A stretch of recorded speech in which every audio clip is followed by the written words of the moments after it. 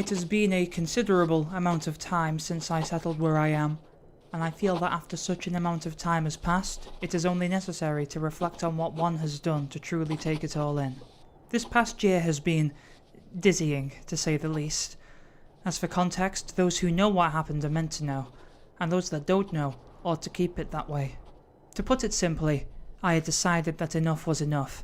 Change was in order, and it started with putting one foot in front of the other until I could carry myself no more, and wherever my tired body collapsed, I would call home.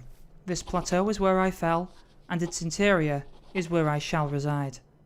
The effort to turn hill into home started on the outside, however, as food and temporary shelter was my first priority. I started with setting up agriculture to sustain myself and created a small hole to reside in, what is now the entrance hole to my compound. I fortified my land with walls and berry bushes as to dissuade malicious creatures from trampling on my crops, before delving further into the belly of this plateau. My limited supplies made the following weeks a drag, lobbing iron against stone until my tools shattered from the strenuous labour, eventually finding myself with a suitable foundation to begin furnishing a house from.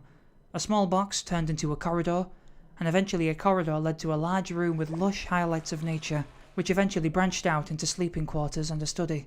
As well as making a home for myself, I made companions too. In my pursuit to provide sustenance for myself, I started many animal farms. My pig farm gave way to a special little fellow which I've named Chert, who I originally caught munching away at my potato patch, and I sometimes let him roam in there again as a treat. My steed, Fuego, has proven to be useful time after time in my journeys to and from the two towns I reside between, Spawn Town and Main Town they were so creatively dubbed. My most valued ally as of this moment is a poor, young piglin who I found one day atop the hill. They had wandered a long way, being at least 100-200 blocks away from the nearest nether access. Like myself, they had strayed far from what was once familiar, and that semblance of myself I saw made me take them under my wing.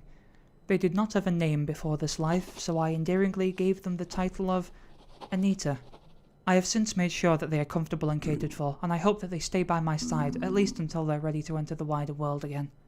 A final ally, for which I would call our relationship a mutual sharing of goals, has no name nor face I can identify them with.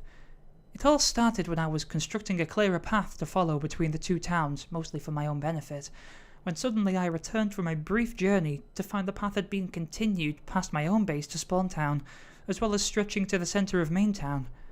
Whenever I had taken up an endeavour since that benefited the community, there was always an invisible, unseen force working during my absence. I have yet to meet this force, nor do I know if they are singular or plural, but I do hope one day they would be of service if we were to ever converse on personal or professional terms. And that, in paraphrase, takes us up to modern day. My compound is yet to be finished, as a corridor lies dormant waiting for a storage room, forge and kitchen to be added. My knowledge of this land is still thin, and if anything, recent events have only provided more unanswered questions. Who is, or are, the causes of my faithless assistance? What are the cultures of these two settlements? What are their goals, their motives? And further, the presence of a mysterious curly tree with roots spiralling beneath Main Town had also eluded me for some time now. Maybe these people have a connection to this artifact of nature. Research must be done, so it is only inevitable that my pen will touch paper again soon. Until then, I must continue my work. A sanitary cooking environment is desperately needed in this house. I'm sick of using chests as tabletops. Written by the pen of Polybrow.